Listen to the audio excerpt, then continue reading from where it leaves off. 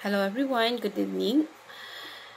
Ang topic po natin ngayon ay tungkol sa Christians or Kristiyano wise.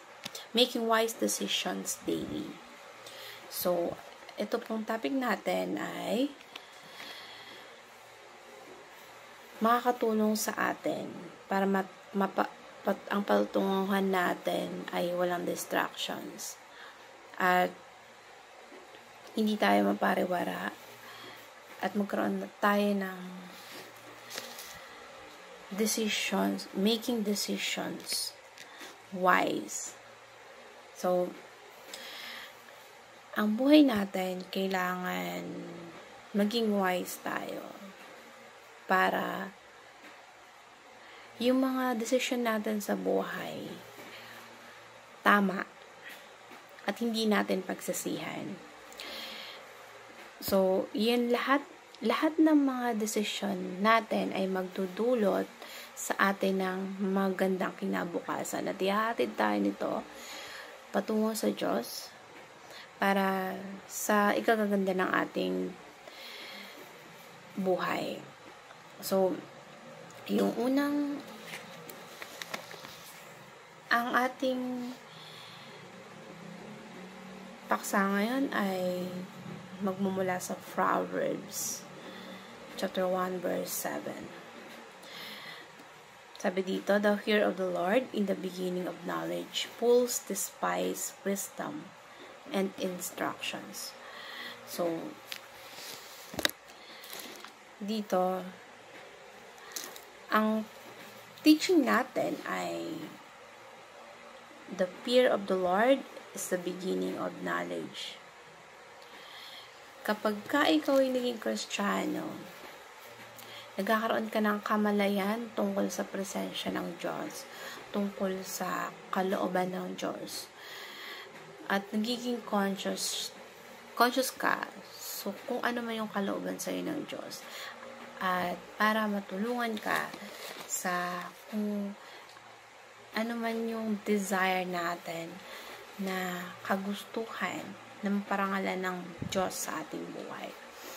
So, kapag sinabi natin Christians ay wise, iba yung prinsipyo. Makikita mo sa isang tao na iba yung pananaw niya at merong gumagabay sa decision niya kapag may presensya ng Diyos. At minsan, maraming foolish decisions na nangyayari sa ating buhay. Pero kapag Christians ka, ibang klaseng mag-isip. Iba pag Christian at follower ng Lord Jesus Christ. Kasi, meron tayong takot sa Diyos.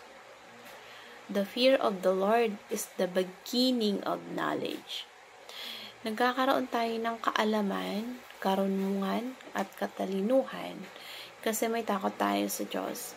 So, yung fear of the Lord ay hindi yung takot na takot ka, kundi may takot ka sa ginagawa mo na takot ka magkasala. You have a fear out of reverence na kapag sinabi mong fear, paggalang sa Diyos, malalim na respeto at paggalang sa ating Diyos. Kaya kapag kami takot ka sa Diyos, ibig sabihin nire-respeto mo ang Panginoon. Kapag meron tayong yung magulang natin, nire-respeto natin, kaya may takot tayo makagawa ng mga mali sa buhay, maling desisyon, maling gawain. Ganun yung respeto, yung may takot. So, the fear of the Lord is the beginning of wisdom. Yun yung foundation ng maayos mong desisyon. Kasi kapag ang tao ay wais, hindi siya tutungo sa desisyon na bara-bara lang. Yung parang nagdidesisyon siya basta-basta. Kasi ang pundasyon ng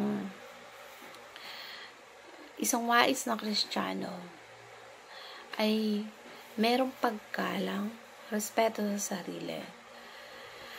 So, yun yung foundation of God's decision. Kasi alam mo kung ang tao ay may patutunguhan sa buhay. The fear of the Lord is the beginning of knowledge. Kapag wala kang takot sa Diyos, wala ka rin kaalaman patungo sa Kanyang salita, at wala ka rin guidance from the Lord. Kasi kapag wala kang takot, walang gagabay sa'yo. A humble and teachable heart makes one a sponge of wisdom. Ang isang taong mapagkumbaba ay simula ng Christian life ay nasa humility. Kung paano ka naging Christian, nagiging mapagpakumbaba ka at nagsisisi ka sa iyong mga kasalanan, pagtalikod sa kasalanan at mapagpakumbaba sa Diyos, na inaamin mo kung ano yung kasalanan mo, inaamin mo kung yung mga mali mo, at natuturuan ka ng mga salita ng Diyos. Kasi na-absorb mo yung knowledge and wisdom patungkol sa salita ng Diyos. So, yun yung katuroan sa talatang ito, sa Proverbs chapter 1, verse 7. So, maging mapagpakumbaba tayo at magkaroon tayo ng fear of the Lord. Magkaroon ng matinding respeto para hindi tayo makagawa ng mga maling desisyon sa buhay, mga maling gawain at kasalanan. So, yun lamang po. God bless everyone. Hanggang sa muli.